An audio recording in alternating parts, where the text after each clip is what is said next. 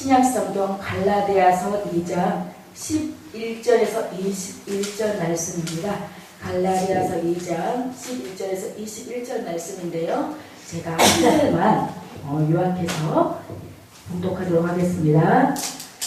내가 그리스도와 함께 십자가에 못 박혔나니 그런즉 이제는 내가 사는 것이 아니요 오직 내 안에 그리스도께서 사시는 것이라. 이제 내가 육체 가운데 사는 것은 나를 사랑하사 나를 위하여 자기 자신을 버리신 하나님의 아들을 믿는 믿음 안에서 사는 것이라.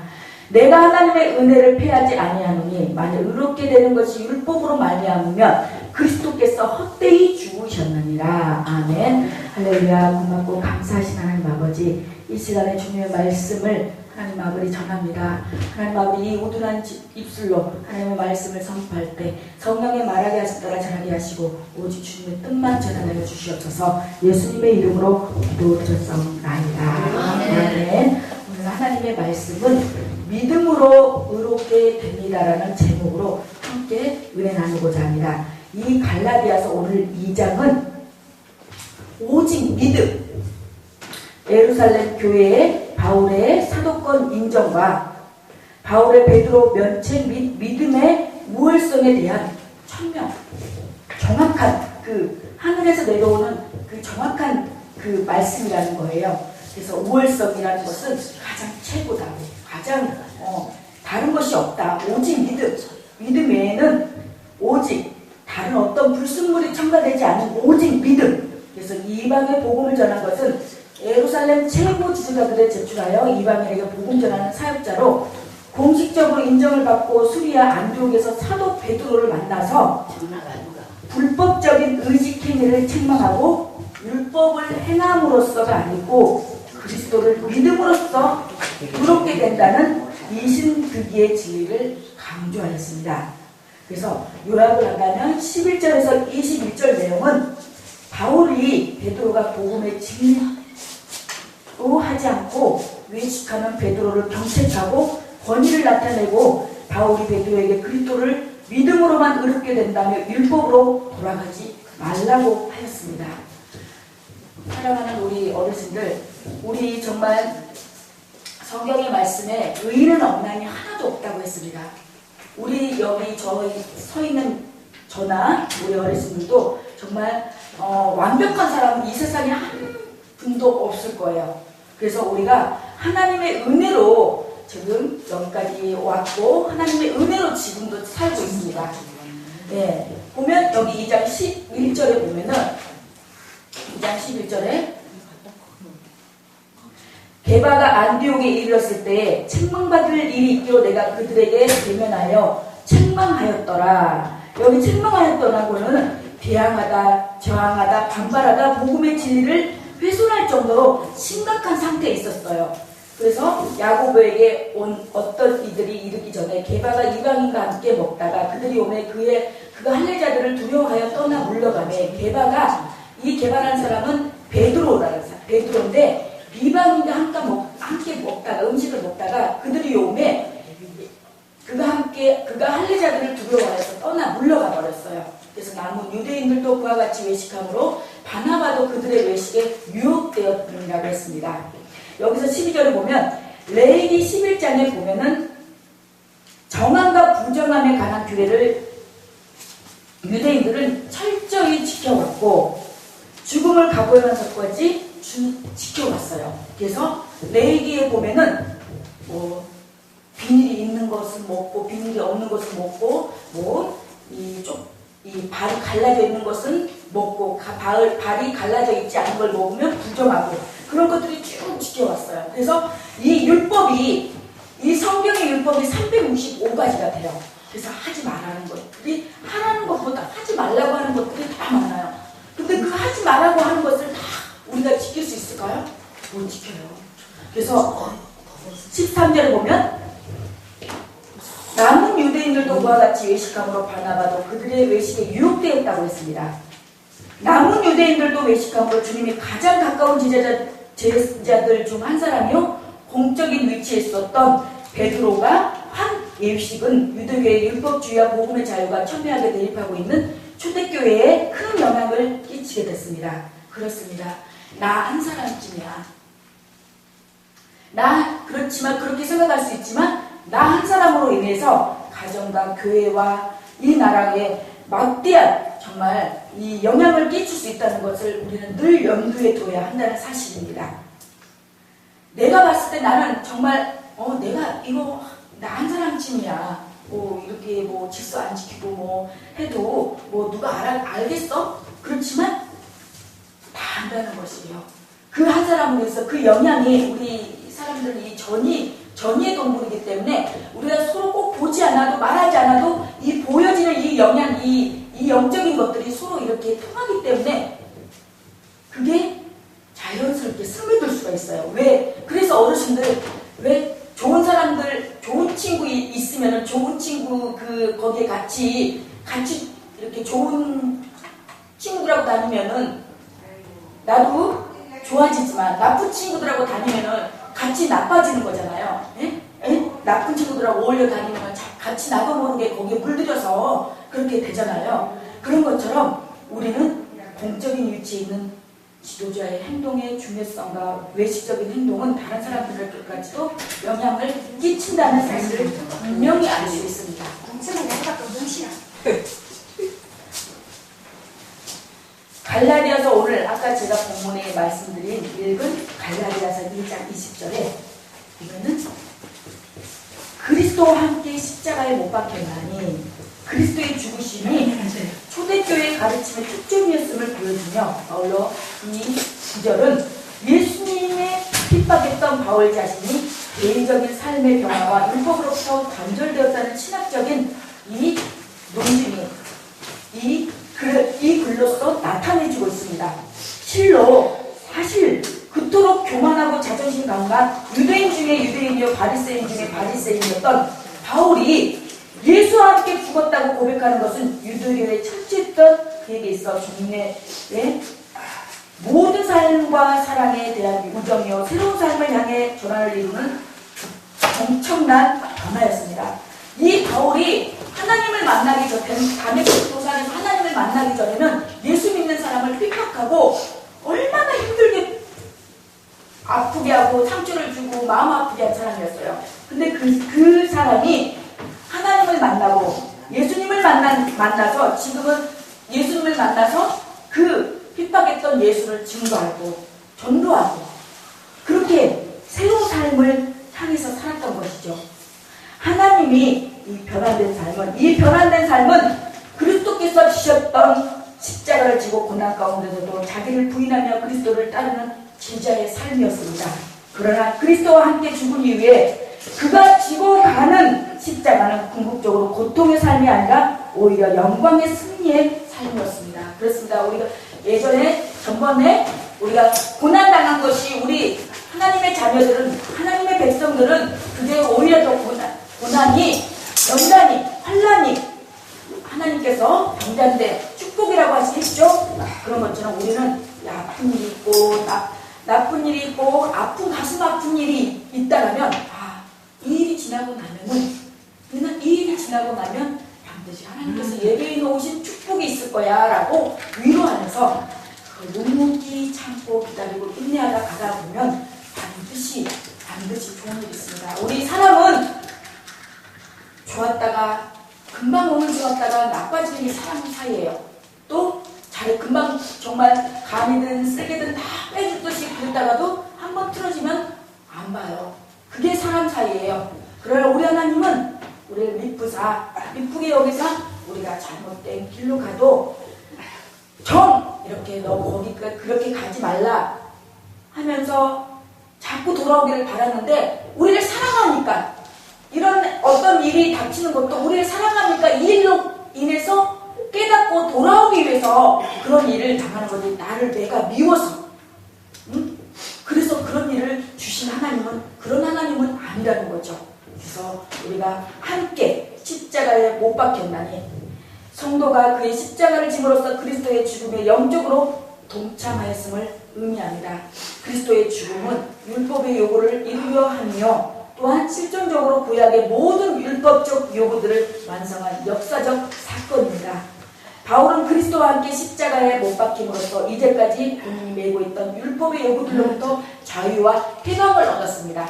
그래서 예전에 십자가의 그 기라는 그것 때문에 정말 그 어떤 그 좀 화제의 사건이 굉장히 그냥 정말 쇼킹한 이슈가 있었는데, 정말 실질적으로 어떤 그 청년인데 좀 그 정신적으로 좀 이상하지 않나 생각이 들어요. 정말 진짜 십자가를 졌대요.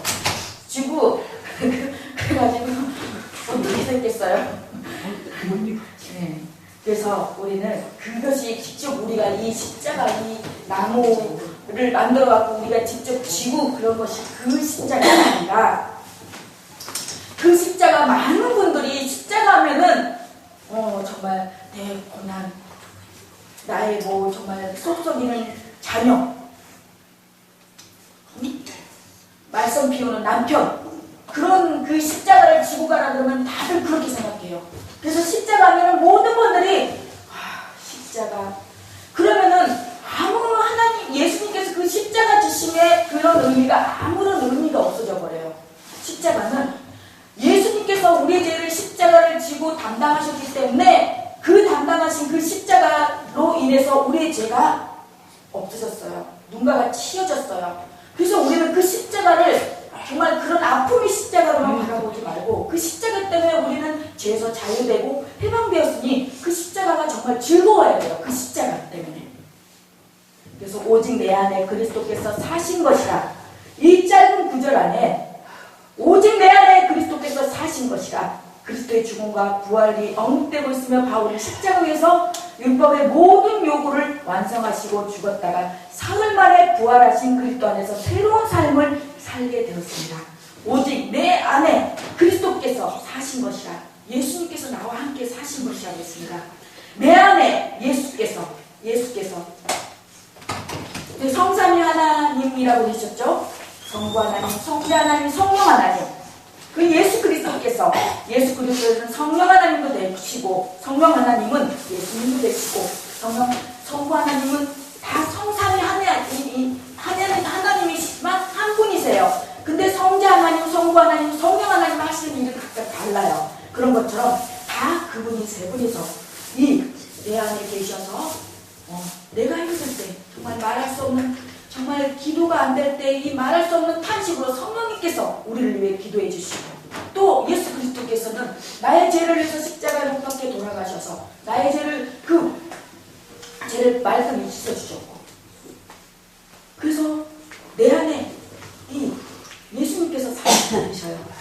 그래서 그리스도와 바울의 연합은 그리스도에게 접붙임으로 받는 것이며, 그 결과 그리스도의 풍성한 열매를 맺는 것입니다. 옛사람의 자기 교만과 바리새인의 자존심을 버리는 것이 잠시 동안 자신에게 패배감과 고통을 안겨주었지만, 그리스도께서 그 안에 사심으로 인하여 내가 육체 가운데 사는 것을, 이 구절에는 세 가지 변화가 나타나는데, 나 대신 그리스도가 나타나고, 율법 대신 믿음으로 나타나고, 과거의 옛사람 대신에 현재 정말 새 사람으로 변화가 된 것입니다.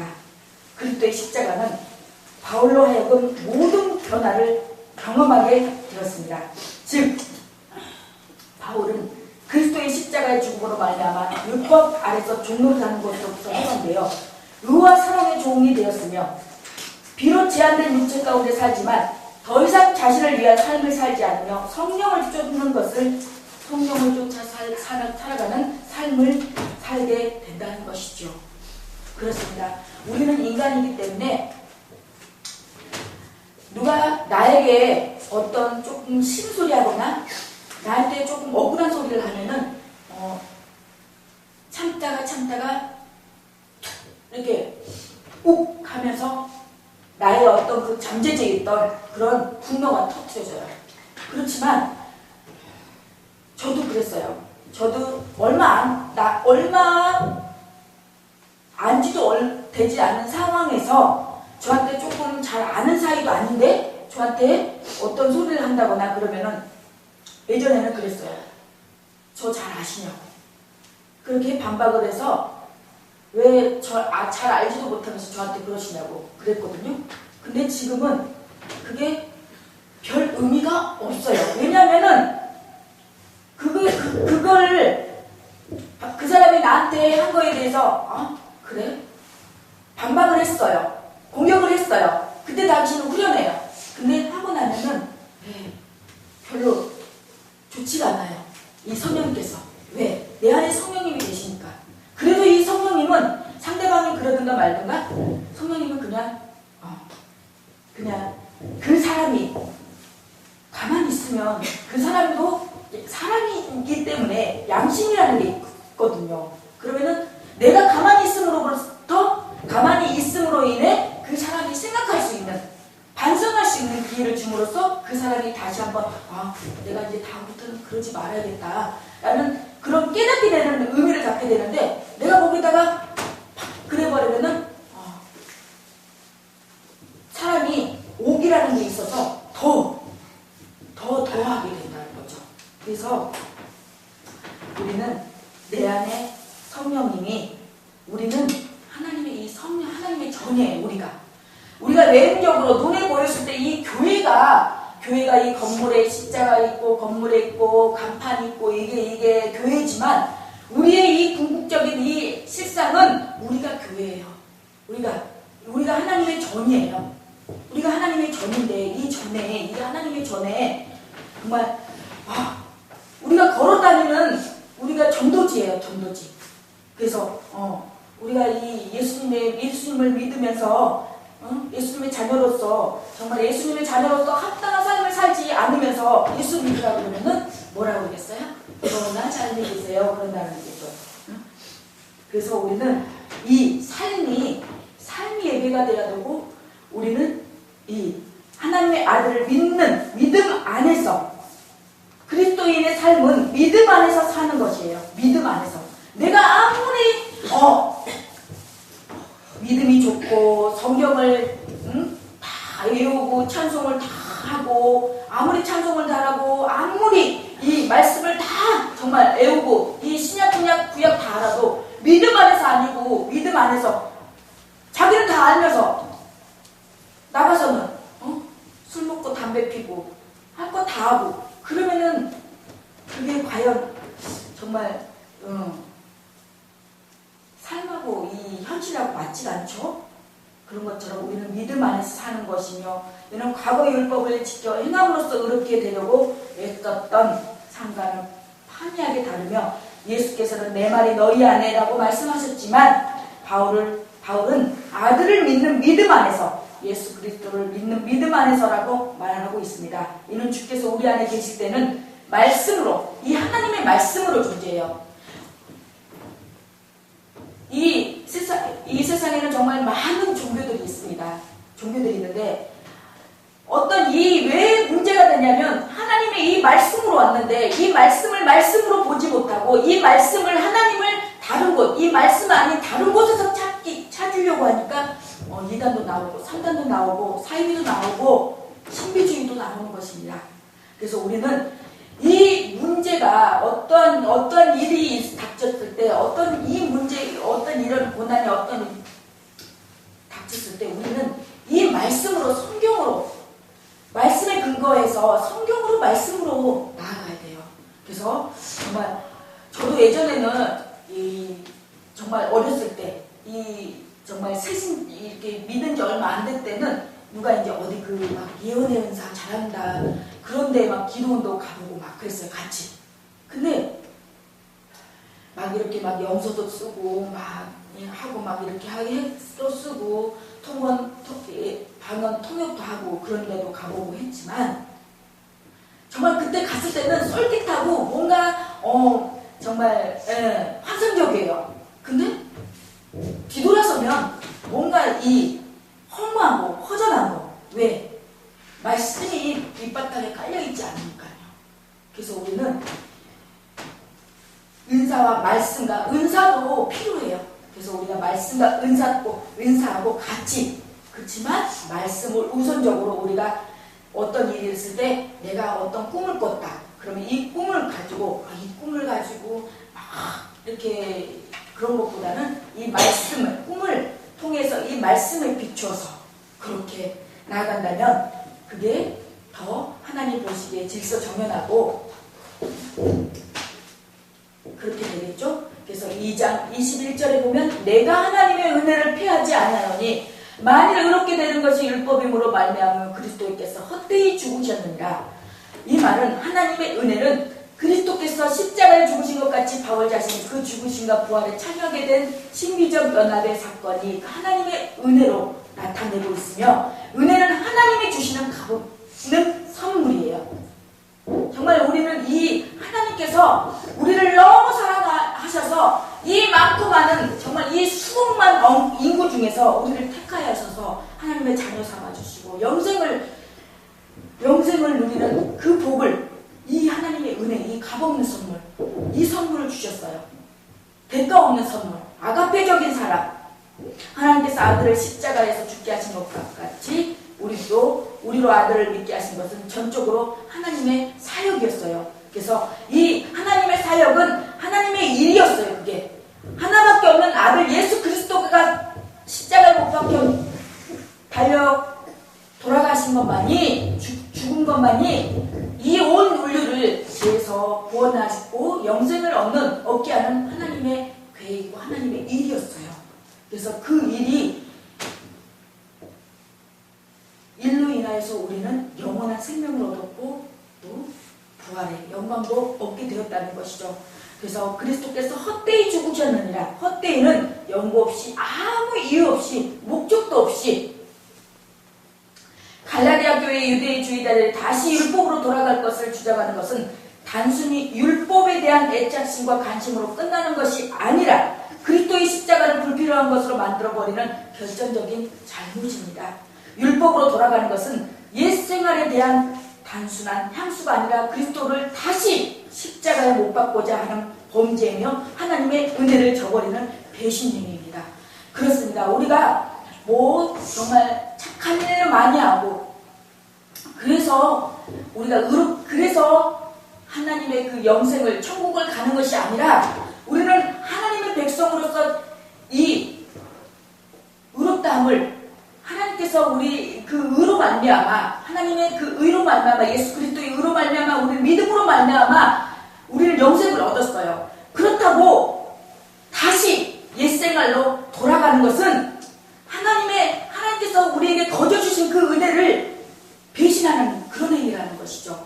그래서 우리는 많아요. 정말 예수 잘 믿다가 다시 세상으로 가버린 사람들 많이 부지기수예요. 정말로. 그래서 방학하고 있다는 거. 심지어 애들도 예전에 주일학교 다니다가 전도에 보면 이렇게 예전에 부교체 때 이렇게 전도하면은 교회 다니냐 그러는데 방학하고 있어요. 방학했어요. 방학이 뭐냐고 물어보면 교회 다니다가 쉬고 있다 그 말이에요. 안 다닌다 그 말이에요. 그래서 우리는 방학하는 게 없어야 돼요. 우리 학교나 우리 세상에는 방학이 있지만 우리는 방학이 없어요. 방학이 있으면 안 돼요. 그래서 이 장을 보면은 우리는 하나님의 일할 때 하나님의 관계가 우수하고 올바르게 되어야 사람들에게도 인정받을 수 있습니다. 그래서 또 우리는 하나님께서 주신 달란트대로 각자가 맡은 바 일을 통해서 하나님께 영광을 돌려야 됩니다. 그래서 고린도전서 6장 19절에서 20절에 보면 너희 몸은 너희가 하나님께로부터 받은 바 너희 가운데 계신 성령의 전인 줄을 알지 못하느냐. 너희는 너희 자신의 것이 아니라 값으로 산 것이 되었으니 하나님의 그 비싼 그 십자가에 못 박혀 돌아가신 그 정말 그 멸시와 천대로 그렇게 정말 값싸게 산 몸이에요. 정말 침뱉음을 당하고 조롱을 당하고 그 십자가에 못 박혀서 그 피를 정말 그 물까지 다 쏟아내면서 그 산 우리의 우리 몸이라는 거예요. 그 몸을 함부로 하면 안 되겠죠. 그래서 고린도전서 10장 31절에서 33절을 보면 그런즉 너희가 먹든지 마시든지 무엇을 하든지 다 하나님의 영광을 위하여 하라. 유대인이거나 헬라인이거나 하나님의 교회에 거치는 자가 되지 말고 하나님의 교회나 거치는 걸림돌이 되는 그런 자가 되지 말고 나와 같이 모든 일에 모든 사람을 기쁘게 하여 자신의 유익을 구하지 아니하고 많은 사람의 유익을 구하여 그들을 구원을 받게 하라. 네, 그러니까 모든 사람을 기쁘게 하는 것이 뭘까요? 이 복음, 하나님의 말씀, 이 복음을 전하는 거예요. 이 복음의 뜻이 좋은 소식, 기쁜 소식이거든요. 이 기쁘게, 이 모든 사람 기쁘게 하는 것은 이 복음을 전하는 것밖에 없어요.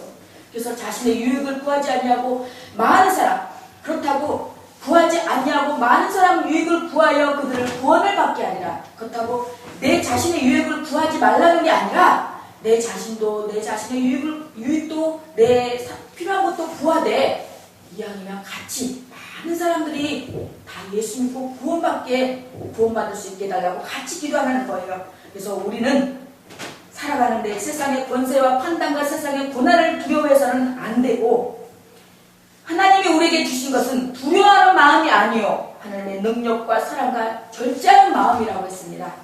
우리는 항상 진리에 입각하여 자신의 생활과 뒤돌아보며 사는 것이 가장 바람직한 삶입니다. 요한복음 8장 32절에 진리를 알지니 진리가 자유를